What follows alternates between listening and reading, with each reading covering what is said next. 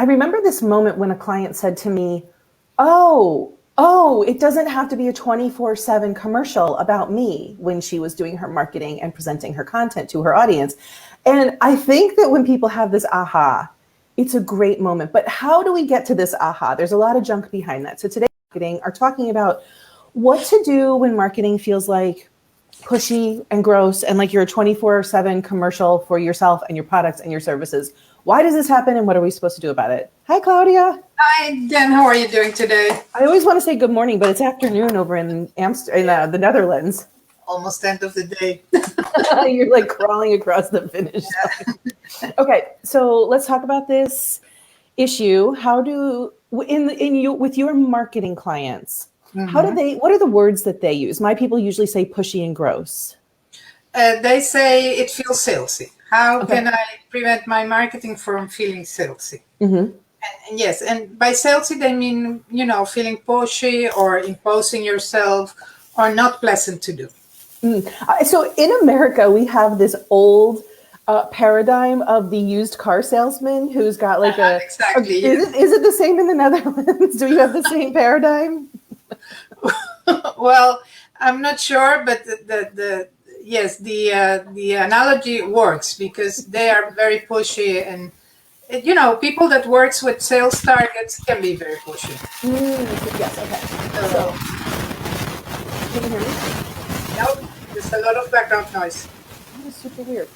Like because an airplane had landed on your house right now. Is that better? Comes and goes. Oh, that's weird. Okay, so let me make sure everything is off. Everything should be off now, is it? It's perfect now. So tell me, when your people say they don't want to feel salesy, where's the entry point for you? What conversation do you start having with them?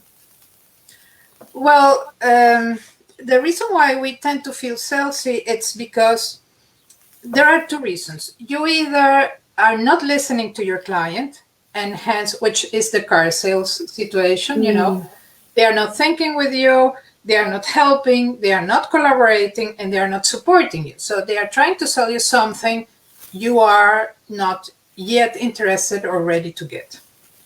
So that is when it feels pushy to the other person, because you're actually being pushy, right?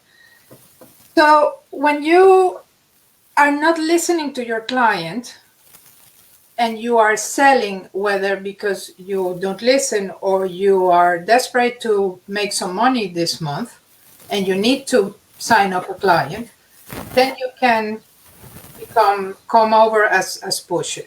But the other thing I see is when we don't meet our clients where they are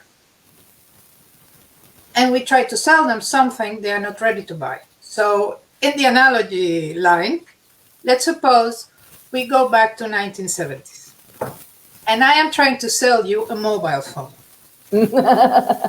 I mean, you are like, and I tell you, well, people will be able to reach you 24/7. And your reaction will be, why would I want to be available 24/7, right? So true. So, exactly. So if you're selling them something for which they are not prepared, you're assuming you don't know their level of awareness regarding the solution, then you are pushy, because what happens is you see they are not getting you, and in trying to explain yourself, you become repetitive and insistent. And that is what makes it very salesy and very pushy. So I would say, first listen to your client, ask questions, and that's the other thing. Discovery calls, a lot of people calls them or thinks of them as sales calls. And a discovery call is a discovery call. We are going to figure out if we are a good match, if my solution is the good thing for you. So in a discovery call, what you do is you establish a diagnosis of what is the problem and if you can help them. So you start asking questions and you understand what is the problem at hand. Yeah. And then the sales part is almost a natural progression of that conversation. But if you come into the call with the conviction that you are going to sell, or that you need to sell, or that you need to sign up a client, you won't be listening to what the client has to say. So this is true whether you're on a sales call, discovery call, or whether you're writing content for your marketing, or you're pitching yourself someplace, or you're pitching yourself at a networking event. Like all of these points along the way, if you are coming at it with this energy of like, I have to sell something, I have to convert, that's when people receive it as like pushy and repetitive and aggressive. No, thank you. Because if you are convinced that your product is good, which is the ideal situation, then you don't need to prove your product is good. Right? You ask questions, you diagnose, and then you can say, okay, this is what's going on, and these are the possible solutions, whether it's your program or your solution or somebody else you know. So for instance, when I talk to my clients, and it's about content in the wonderful way that you figure it out by, shaking your sleeve and coming words out of it, and the perfect words also, I know it's a content problem, and I could solve it, but I think you are even better than I am to solve it. So I say, okay, there are two ways to solve it. We either do it the Claudia way, and you will have A, B, C, and D, or we either do it the Jen way, and you will have A to Z. So you may choose. You may choose. I give them always options. When you don't give options, then people are like, okay, I have to decide that or that. And giving options is a nice way to let people compare what is best for them and making an informed decision. This is an interesting topic of, if you just tease out this word, giving them options. So I want to talk specifically about one marketing tactic that people really despise, which is the sliding into somebody's personal messenger or DMs, or sending them a text or sending them an email and kind of saying, hey, how are you? Looks like life is great on your end. I'm doing this new thing now, and like trying to immediately sell. And that tactic, good morning, Liz, that tactic feels terrible to people. And it's one that I hear cited over and over and over again. And I can't imagine that in 2021, anyone is still doing this, but they are. My DMs on Instagram are filled with like pushers. And I actually just delete and block them. I don't even respond to them. So that's, I think when people come to this conversation, that's part of it too. Hi, Jill, morning. So this conversation of like, how can I not be pushy? I think that's another thing that's behind it.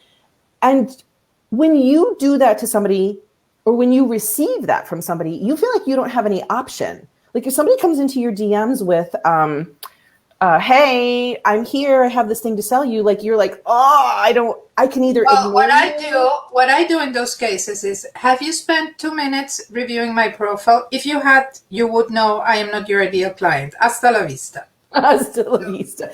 Or Liz says, like they come in with, oh, hey, I've gotten this too. I read this blog, or I love your site, or they call me, hey, content, rather than like, hey, they're not even using my name, right? Yeah. So this is going back to this option. When somebody does that to you, you feel like you don't have any options.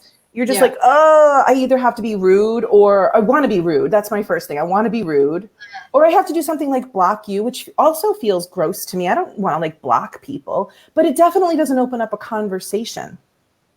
Yes, definitely. That's not my, that's definitely not. And then this goes back to what we've discussed so many times. You have to find a marketing that works with your strengths. And definitely, I doubt that kind of marketing will work with anybody's strengths. I do wonder whose strengths does that work for? I mean, I know that there are people who don't need an invitation to come in. They can just do the sales call or the pitch. And that's not my style at all. But I do wonder who those people are. Do any of those people wind up being your clients? Maybe they don't need marketing help. No, I don't accept them. Because this is kind of apparently veering away from what we're talking. But I know. When you do, that's usual. But when you do your business branding, right? One of the things I do with my clients is I spend quality time discussing their values. What are their values, and how do they reflect their values in their business? So, for instance, one of your values is transparency. You have a transparency that is transparent. You're really super transparent. So what you like is people who's transparent as well. And, and operate from a transparent position. True. When you are not clear about your values, that's when you start falling into those gray areas where I have this objective. I need to sign up a client, and then you forget the role of your values and you deviate from what your business is supposed to do. So one of the things you have to do is check with your values. I mean, what you do. Would I like somebody to approach me in that way? No. So why would you do it? Yeah. So a question for people who feel like, say, maybe emailing their list every week. I don't know. I might be speaking to somebody directly who feels this way. If you feel like you're emailing your list and that feels off to you, does that mean you don't like to receive emails every week from somebody, or what is that? What's behind that? Are you alluding to me? Because I'm not alluding to you at all. No, it's nobody I know. It's just nobody I know personally at all. For the sake of transparency, I'm very lousy with my mailing list. So I yelled at her this weekend. So, no, I think then again, that's a question of value. What value are you giving in your email? And if it's really worth to get to pop into somebody's email weekly. Mm-hmm. And then again, if sometimes I don't look at emails and sometimes I do. And then I get these emails from like, I think that's so creepy. I saw that you read my email, but you didn't take action. Oh, and I'm like, it feels like Big Brother is watching you, and I think that's taking it a bit too far. I love that, because I was just going to write in the comments, what tactics feel horrible to you or invasive to you that are industry standards and that work? And that is probably a tactic that works for some people, but like I would never do that. There's also I think that is creepy, and I think that's an invasion of your privacy. Yes. And it's plainly creepy. That's plainly creepy, There is an alternative to that. I've seen people that they send you an email, let's say on Monday, and I think Amy Porterfield does that, but I know more other people that then around Thursday they sent you the same email with a different. I do that. Mm-hmm. So life is busy. It might be that it flew over your head, and you're giving me another opportunity. But for instance, let's suppose I meet with you at a given situation and you say, okay, we're getting a new human resources person. Let's catch up later in the month. That person is giving you the authorization the permission to reach out for her. But then the question is, how do I reach out for you? Do I say, we spoke at such and such meeting and you said I could reach out for you in a month? So what you can do in that case is say, we discussed about this and this, and this was the position of your business, and this were the challenges your business was looking for. Is it still the same situation? Are you still interested? Yeah. And then the person can say yes or no. And I insist 3 times. So I send one email, then I follow with a message on LinkedIn, because it can be that the email landed in spam or they didn't see it. And on LinkedIn, it will reach them for sure. And then maybe a 3rd time. And if they don't react, I leave it there. Yeah. That's it. There's one thing I want to talk about in terms of the mindset of thinking that marketing is pushy. And the thing is, we've been kind of trained with all of these tactics that you and I have kind of unpacked today. But really, marketing doesn't have to be like that. And as you and I have talked about many times, there's no one right way. You have to take all of the different tactics and see what works for you with your values, as you mentioned before. So I really wish that people, before they say like, "Ooh, I don't want to tout myself," or I was brought up to not pat myself on the back. I was brought to not broadcast myself. I just really like to tell this quick story about the local doctor here, who's a hormone doctor who never advertises, and she actually works with women who need hormone replacements, and she does it in a bioidentical way. And I never heard about her for 10 years. I had no energy. I didn't sleep. And if I had seen any of her marketing, I would have gotten relief much earlier than I did. It took me until I was almost 50 to get this relief. And I just want to remind people that the thing that you are bringing to the marketplace, like your audience, your exact right audience desperately needs it. And Yep. so if you can meet them along the way, not pushing, not always showing them the hows, I've talked about that a million times, but just giving them the touch points to be invited in. I just wish people could think about it as you're inviting people in rather than you're being pushy. Definitely. And what I think helps you there is when you have a thorough client profile. You know your client inside and out, you know their pains, you know their goals, you know their dreams and aspirations, you know what they fear, you know what is preventing them from taking action. So when you start then again with the problem they want to tackle, you're catching their attention. If that is something in their interest, they will continue reading or listening or whatever way you are delivering the content. But you have to let people know that you exist, in whatever way feels good to you. But you can't expect people, that fallacy that created and they will come to you, that's BS. That's BS. It's the same thing with content. You can create the best blog, but if you don't distribute it, it's like you just might as well open up the window. Working with you this summer on my ideal client profile, I've been writing about this to my email list, that it gave me such freedom because I now know that I only work with people who want to create their own content. They're not ready to ship it out or farm it out or hire somebody to write it for them. And that's very freeing because that means if you want to figure this content stuff out, come on, I'll teach you everything you need to know, right? Yeah. That means I can let go of working with people who want me to write their sales pages for them. I'm a done with you person. I'm a teach you how person, right? And I did not have that nailed in and dialed in until we did my journey with you this summer. And so I'm curious, for your people, what is your ideal person? What did you realize when you did this work? I realized that I work best with people who has been in business between 2 to 3 years. Because they need to understand what is the value of marketing in their business, and they need to have tried out things so that they know what is in alignment with their strengths and with their style. But I've also worked with people who starting and who want to start with solid foundations. Yes. And that's a more rare person in the business. That's a more rare person, but they exist and they know what they want and they are open to receive advice and think. But they say, okay, I don't have the slightest idea of this, but I know I need help. And it's understandable because nobody taught us marketing at school unless you started it. So it would be absurd that you pretend to know marketing if nobody taught you that, Yeah. But yes, it's the people who has been in business that they've tried something and they are kind of doing everything that the gurus say, but they don't see the result for their effort. Yeah, I love that. That's a really great way to say it.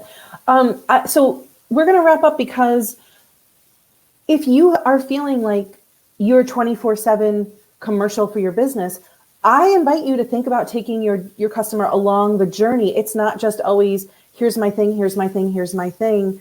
And listen to them, but also to listen to yourself. As Claudia said, what are your values? What do you like in terms of receiving marketing, and how can you give this to your own audience? I'm going to put Claudia's website here because she has a great quiz that you can take. What are you laughing at? That except with the quiz, the rest of my site is outdated. I know. Don't look at the rest of your site. Just go. You can look at the blog and the quiz. The blog is good too. Yes. And so if you are somebody who really wants to know, what is my client? Like, this is her magic. That's not my magic. I will always send you to her for that. And if you are ready to work on your content at a deep level and really learn how to do that, you can go to my site, and I will post those links here in a moment. Thank you, Claudia. Thank you, Jen. See you next time. Okay, next week. Bye. Bye.